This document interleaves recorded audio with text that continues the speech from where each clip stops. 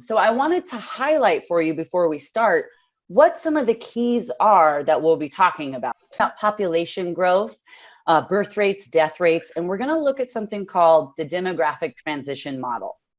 When we do, we don't care about each particular stage of the model. What we care about is the assumptions of the model.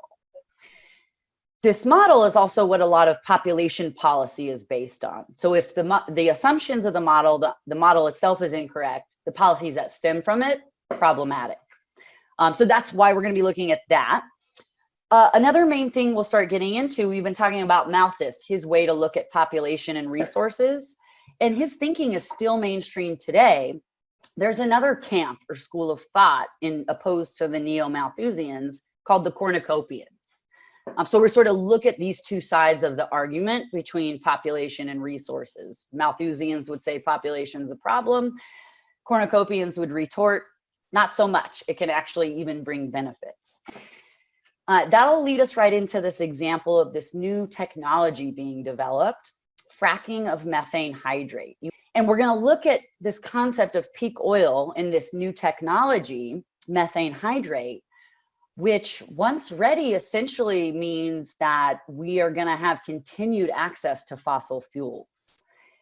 And so technology, it can help mitigate human impact on the environment, maybe switching to green technology, solar, reduce CO2 emissions, reduce climate change.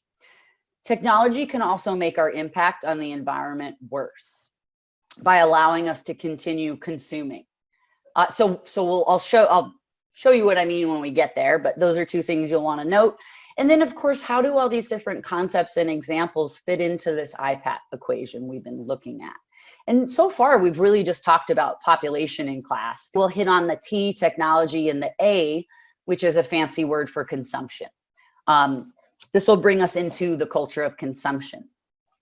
So after, when we get to culture of consumption, we're sort of starting this new section of the course. We've been talking about theory and how do social scientists and others try to understand our current problems.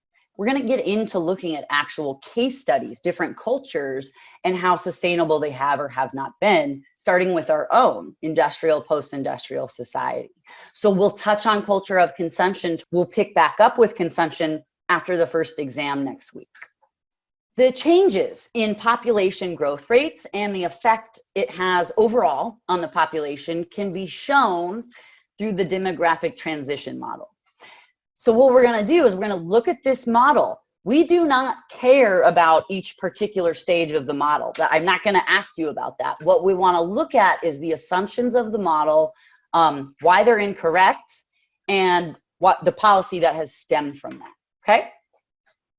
Okay. So this is the model, just a snapshot, and it's broken into 4 stages. If you look on the top left, you'll see death rate, that dotted line, and birth rate, the solid line. I guess put the cursor on. So in the beginning of the model, birth rate, death rate, both very high. The result is little to no population growth. As you move into the second stage, death rate starts to fall, but birth rate's still high, resulting in population growth. The third stage, birth rate starts to fall too, death rate's still declining, population's still growing, but not as much. And in the last stage, both birth rate and death rate are low, the population's not growing, it's largely stabilized at this point. Okay, so the different stages of the model, and it's a good way to illustrate the fact that lead to higher fertility or lower. So the first stage is high stationary. Birth rate and death rate are high, and therefore the population's stationary. Fluctuations, but really slow to no growth. Reasons. The birth rate is high because lack of family planning, right? This is prior to contraception, prior to modern medicine. Females might not have a whole lot of choice over family planning. High infant mortality rate. So lots of kids are dying before they make it past their first year. This results in women having more children overall. It's just the relationship. Need for workers in agriculture. Children provide labor when you're a farming society. And also religious beliefs that preventing contraception or encouraging or discouraging things depending on the specific religion we're talking about. So the birth rate's high. Oh, and also children as economic assets, not just in farming, but as social security, as being there to take care of their parents when they're too old to take care of themselves. Birth rate's high, death rate's also high. This is because there are very high levels of disease. With agriculture, you start getting really large sedentary populations. Food surplus allows for that. This is when we start seeing epidemics and the spread of infectious disease and waterborne illnesses like cholera, because it's before modern sanitation. And now essentially everyone's crowded together. Their waste is in sort of the same place that they're living. And it's very easy for these pathogens and viruses to spread among all these hosts. Hunter-gatherer societies, these small populations in like 20 to 50 people in each band, epidemics can't happen among hunter-gatherers. It takes large, sedentary, dense populations for an virus to sort of take over. In hunter-gatherers, you have maybe 20 people. That virus might infect a few vulnerable individuals. And after that, there's no more hosts for it to infect. The group is too small, right? So it runs its course and then it has nowhere else to go. This changes with agriculture. And if you look actually in the archaeological record, when we shift different places around the world shifted to agriculture, you can see this huge decline in their overall health. Bone growth declined, stature declined, cavities start popping up in the teeth, stress lines on the bones and teeth from malnutrition, all sorts of stuff. Anyway, so you start getting disease, famine too. With agriculture, farmers put sort of all their eggs in one basket, if you will. So hunter-gatherers, you're relying on multiple resources in the environment. Different plants, mangango nuts, wild game. Oh, we didn't catch anything hunting today. That's okay, let's go to the mangango nut groves. Farmers, however, concentrate and grow a couple, if that, usually one main cereal crop. And that as long as everything goes well, the rains come, no pests come and wipe out the fields, you're good. But as soon as there's an environmental or other fluctuation that makes that crop vulnerable, it can wipe out the whole crop because it's all the same species. And so farmers, if that happened, like a pest or a climatic shift or no rainfall, would wipe out their entire food supply. And they're not resilient in the sense of having all these other resources to rely on, like hunter-gatherers did. So famine is not something we see until agriculture begins. Lack of clean water, lack of sanitation, spread of disease, also no healthcare at this point, vaccines, antibiotics, that kind of stuff. There's conflict, people fighting over land and resources, and also lack of education. And so the model says these high birth rates, high death rates, this is typical of sedentary agricultural societies in developing countries today, like the one we saw, like the village in India we saw in the Legacy of Malthus film. Okay, stage 2, and remember, we don't care about the particular stages. Early expanding. The birth rate stays high, but the death rate starts to fall. This means the population starts to increase. Reason the death rate is falling. Healthcare starts to emerge on the scene. You get things like the smallpox vaccine. There's improved hygiene at this point. People start boiling their water for drinking. It gets rid of bacteria and other dangerous pathogens. Also helps with infant mortality rate, right? Contaminated water is the leading cause of high infant mortality rates. Improved food production and storage. So some technology developed to store crops and other cereal grains. So that, say, if a climatic shift did come along and wipe out your crops, you've got sort of a backup. You've got some stored food. Remember that not everyone benefits equally from some of these innovations. So when famine does occur, it's those lower on the social ladder that starve, that go hungry, that die. And death rate is also falling because infant mortality rate's going down, kind of for all the reasons I just mentioned. The model points to sort of 19th century Britain, so in the earlier stages of the Industrial Revolution, Bangladesh, Nigeria. Stage 3, late expanding. The death rate is still falling, and at this point, the birth rate starts to fall too. The population's still growing, but not as quickly. Reasons the birth rate starts to fall. Family planning's available, contraception, Lowered infant mortality rate leads people to have less children overall. Increased mechanization reduces the need for workers. So on farms, warm bodies is labor, but with technological changes, mechanization, you don't really need as many people working.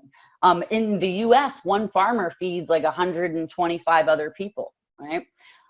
So machines sort of replace people, don't need as many kids. Increased standard of living, kids are expensive. And the changing status of women, right? More female choice over family planning tends to reduce birth rates. Typical of Britain in late 19th, early 20th century in Brazil, says the model. Brings us to the last stage, low fluctuating.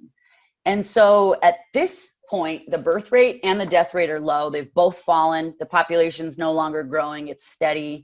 This is typical of developed countries today, the US, Sweden, Japan, Britain. It's kind of same idea here, showing population pyramids before and after this transition, demographic transition. On the left, high fertility, high mortality, zero growth. In the middle, high fertility, but with lower death rate, you see lots of growth. And at the end, both fertility and mortality are down, stabilized population. Showing you again, the 4 stages we just looked through. And then this chart suggests a possible 5th stage in which we actually see population decline. And based off current fertility rates, the evidence suggests that this could potentially happen. It could be where we're headed. Depends on what continues to happen in different areas across the world. The 2016, Germany's fertility rate, 1.5. That's below population replacement level. We'll actually start seeing a decline. France, just under 2. The US, 1.8. Okay, so for the vast majority of human history, population growth was slow to non-existent. It is only with the agricultural revolution, farming about 12,000 years ago, that we see the first demographic change. Before farming started, the world was somewhere between 8 to 10 million people, 5 to 10 million people. Demographic transition theory, the model, it assumes that birth rates and death rates were both high throughout human history. And if you look at the actual evidence collected among contemporary hunter-gatherers, this calls the assumptions of the model into question. It actually suggests that this is not true, that birth rates and death rates were not high throughout human history. So just to recap, hunter-gatherers, foragers, sometimes Bodley calls them the original humans because it is this type of social organization humans have spent most of our existence in, 95+%. The Kung or Juntoisi, the Hadza, Australian Aborigines, the Inuit are all examples of hunter-gatherers from different areas. Recall that they work in the environment, subsisting off wild resources, rather than modifying the environment on a large scale like farmers. There's small communities of 25 to maybe 100 people traveling around the landscape in these bands. They're nomadic, they move around. As resources become depleted in one area, they move to the next. They have no real defined hierarchies in terms of social class. It doesn't exist. They have divisions, right? Like labor is divided by age and gender. So like the little 5- and 6-year-olds aren't responsible for going out hunting. Men tend to hunt, women tend to gather. It's not because women aren't allowed to hunt. Again, gathering tends to be more conducive with childcare and breastfeeding. So there's divisions in that sense, but other than that, everyone is roughly equal in the society. It's what we call egalitarian. And the equal sharing nature of these societies is so important that it's reinforced through social pressure. We looked at this example among the Kung of insulting the meat, right? Where they ridicule the hunter. Even as they're laughing and eating the meat and enjoying it, they say, what a piece of shit you are, and you did a bad job. They're humbling them. They're keeping people humble.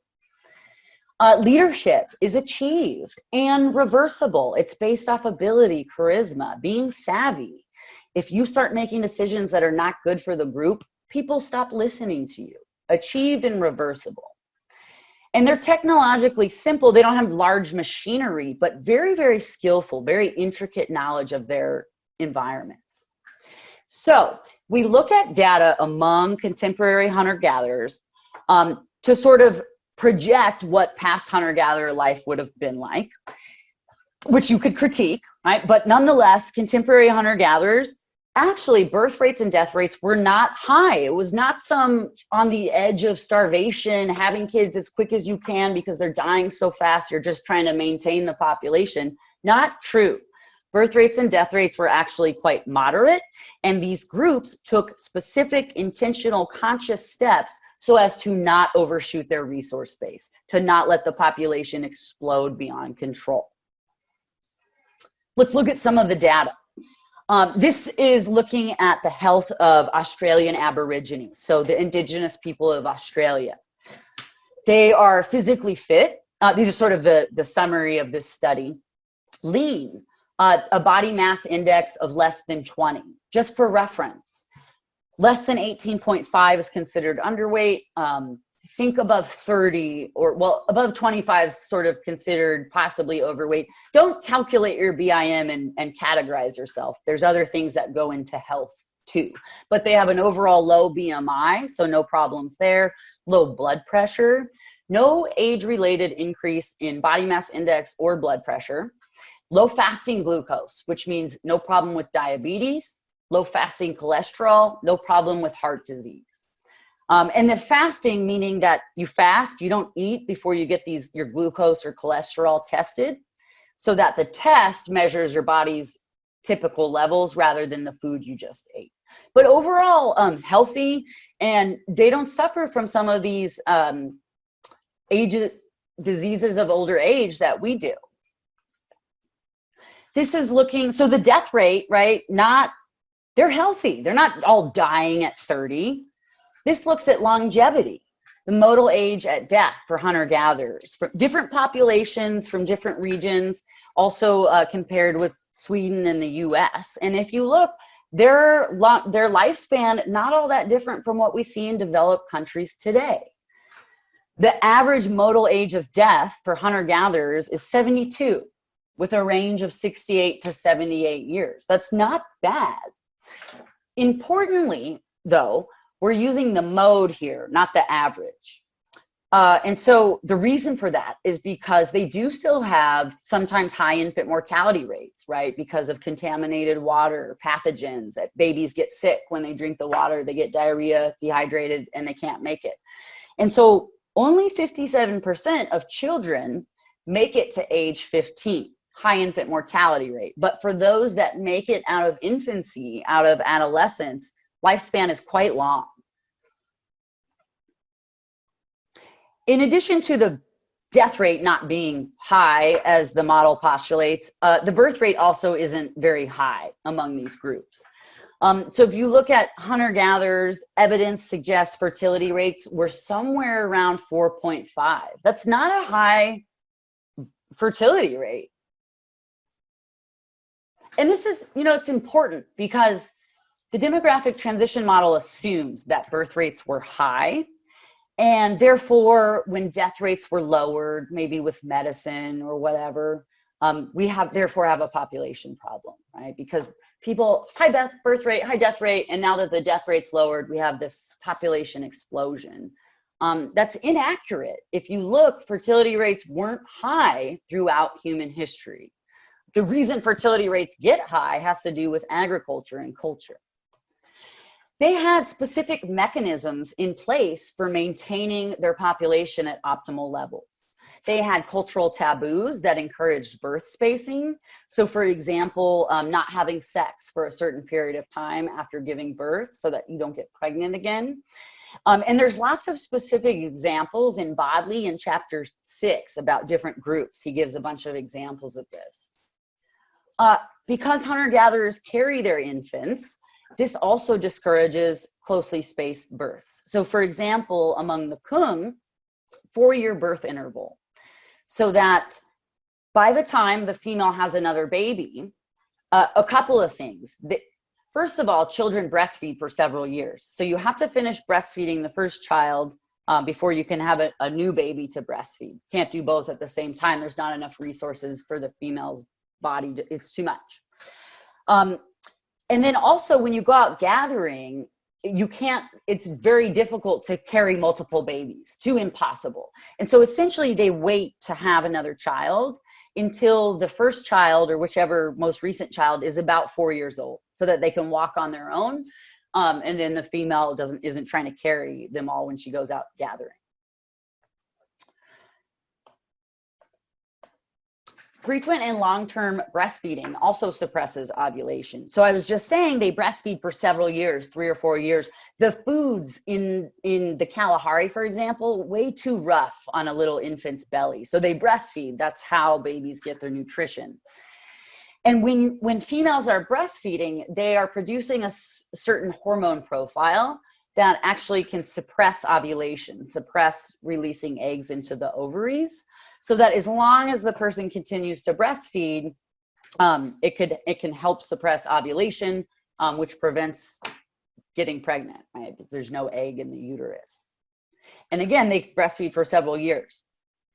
And if all else fails, there's also what has been termed by outsiders infanticide as a socio-ecological response to a situation in where children were born too close together. And not only is that new child's life in danger, they're probably not going to live, but now the other children may not make it, and the mother may not make it also.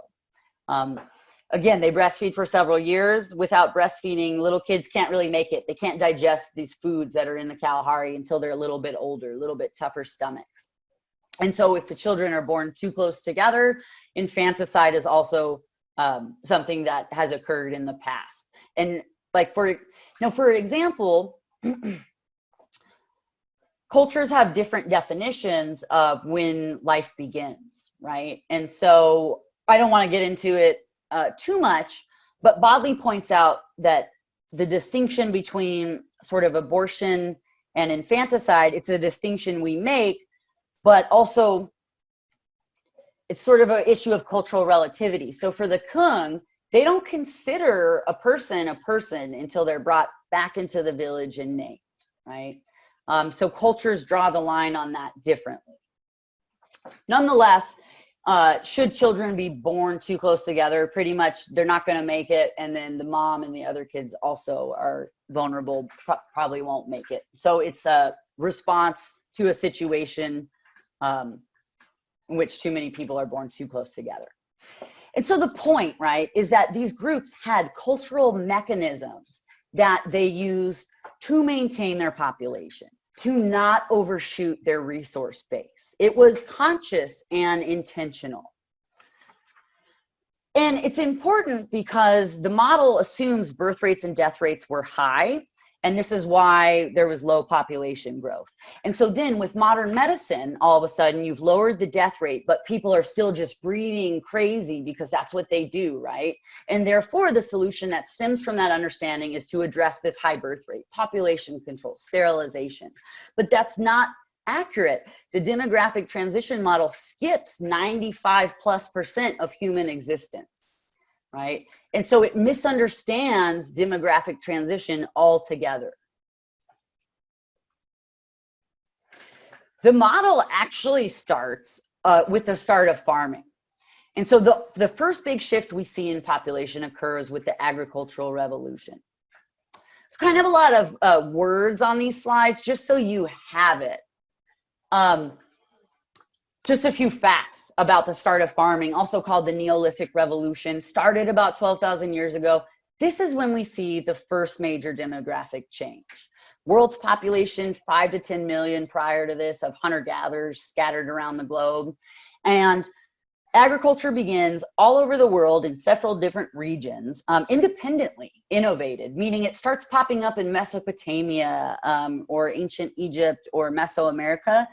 And it's not that one group figured it out and then it was spread via cultural diffusion to other areas. People were independently shifting to agriculture in different places.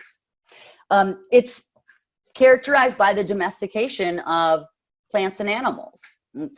This is what makes large-scale agriculture possible, farming possible. And it's the dawn of civilization. It is agricultural surplus, food surplus, that frees people up to specialize in other jobs.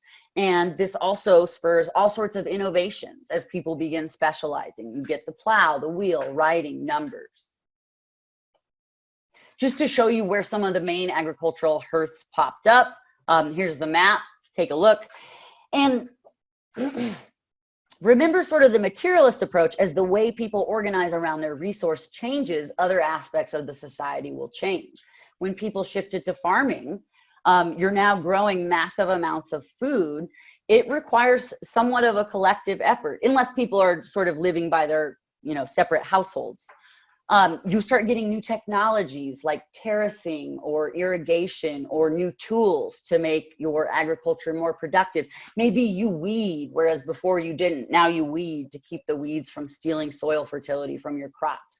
So you start getting new effort, new uses of land. This requires a collectivized effort, someone to organize that. You start getting governments emerging. So changes in lifestyle that came with the agricultural revolution. The population went from nomadic to sedentary. They're no longer moving around following resources. They're modifying their environment, growing food for themselves. Because they're sedentary, not moving around, you start getting private property, land, but also stuff, tools, and the accumulation of wealth, not just within people's lifetime, but over several generations. With the accumulation of wealth, with specialization, you start getting different social statuses, and subsequently the creation of the state. By 1500, a fifth of the world was composed of statehoods. Surplus, and it's quite magnanimous that agricultural surplus is sort of the root of all else that comes.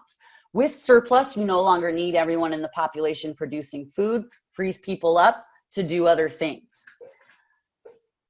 A growing share of the population is able to engage in non-farming activities. They start specializing, induces all sorts of innovations, as I was saying. So sort of same idea here. With surplus, freeing people up, they start doing other stuff. You get specialization. Maybe people are working on agriculture, maybe metallurgy, maybe crafts, maybe the religious sector. You also start getting trade, as different regions trade for different things. Maybe one area doesn't have obsidian in their natural environment, so they trade another area for obsidian and with something they have. You start getting these urban cities, right? Urban centers. So with surplus allows specialization, allows people to start accumulating wealth, getting differences in statuses. Through this division of labor, this is the root of social stratification, different social classes. Right? You have lower, middle, sort of upper. Once that's in place, the elite essentially use their power to maintain that status quo. Don't worry about everything else on the slide. So this is actually when we see the first stage of the demographic transition model. Not all of human existence, only just the last few percent. Demographic consequences of this shift to farming. Now you see really high birth rates to help people in agricultural activities that are now very labor intensive. The Kulin hunter-gatherers spend about 20 hours a week in productive labor. The rest of it is leisure time. Agriculture was a lot more work than hunting and gathering. So high birth rate, more people to help, and this is prior to contraception. And this is also when you start seeing really high death rates. You get wars between competing city-states as they fight over land and resources. Food supplies get disrupted because these different groups are fighting over resources. Medicine doesn't exist at this time. Vaccines, antibiotics, sanitation. Epidemics become a major thing. The Black Death, right, killed about 25% of the European population in just a couple of years. And it is at this time that life expectancy is around 30 to 35 years. And so the model, it only captures the last 5% or less of human existence. It skips the majority of it. Oh, and because birth rate, death rate are high, no population growth. Okay, so major phases. High birth rate, high death rate, that starts with farming. That is not what characterizes human existence. Birth rate and death rate were quite moderate, and they were intentionally sort of controlled. So the high birth rate and death rate is something that comes with farming for these shifts in economy and culture that we've been talking about. But slow growth, right? It is with the Industrial Revolution that we see death rates start to fall and birth rates stay high. This is where we see the most rapid population growth. And it coincides with when we've seen the most rapid population growth the last few hundred years. So you have a lot of wealth being generated, but it's very concentrated, not equally distributed. So the death rate is lower because of medicine and other innovations via the Industrial Revolution. But the birth rate is still by and large high. Some segments of the population, the elite, with an increased living standards, lower birth rate perhaps, but most people are still peasants, laborers, farmers. And so you still see a high birth rate among the population. You see population growth because the death rate has fallen. And then sort of the last possible stage, low birth rate, low death rate, post-industrial society. So the model, the whole point is the demographic transition model. It skips most of human existence. It assumes that birth rates and death rates were high, that humans have this natural inclination to just reproduce. Then with modern medicine and the death rate falling, we have this problem, according to the model, of still high birth rates, but lower death rates, too much growth. And so if that is your understanding, people have a proclivity to reproduce, they're not dying as quickly, so we have to figure out how to reduce the birth rate. This is where these solutions like sterilizing the poor and population control come from. But the problem is not being understood correctly. Birth and death rates have changed from moderate to high, as we just looked at, because of changes in culture, the shift to farming. And so the solution does not lie in restricting the birth rate because people love to reproduce. That's not true. This high birth rate is a myth. People had moderate rates. They intentionally controlled that. So it reframes the problem. The reason we see population growth, sort of high birth rate, has to do with cultural factors. People trying to make it, if you will, or reproduce their households, or make sure they have enough kids to take care of the farm. And so if the reason for population growth lies within cultural reasons, within equality or lack thereof, within how resources are distributed, who has access to them, then the solution to the population growth, and that is so often conflated with poverty and environmental degradation, the solution doesn't lie in population control. It should address these cultural and other factors that have changed people's livelihoods to create the high birth rate in the first place. Okay, so the main point is the model skips most of history. It misunderstands where our problems stem from, and the solutions that stem from this understanding are also problematic, right? If you want to reduce birth rate, reduce poverty, right? Give people access to resources, to education. You don't do it through forcing them into sterilization. Okay, so now that we understand population a little better, we can dig into carrying capacity. Carrying capacity is the number of people that can be supported by available resources in an area without depleting those resources in the long term. It's sort of not sustainably, not overshooting your resource base. How much can the environment provide for? Can carrying capacity also expand? Is it static or dynamic? And so some definitions. Malthus is only one way to look at this relationship between population and resources. Sort of his idea of overpopulation, when there's too many people and not enough resources to provide a high standard of living at a given technology. There's also the idea of underpopulation. You read about it in the Malakoff article, when there's not enough people to fully exploit available resources. Optimum population, when the population of a country is fully utilizing available resources and technology to provide the highest standard of living possible. And carrying capacity, again, which fits in with all of these.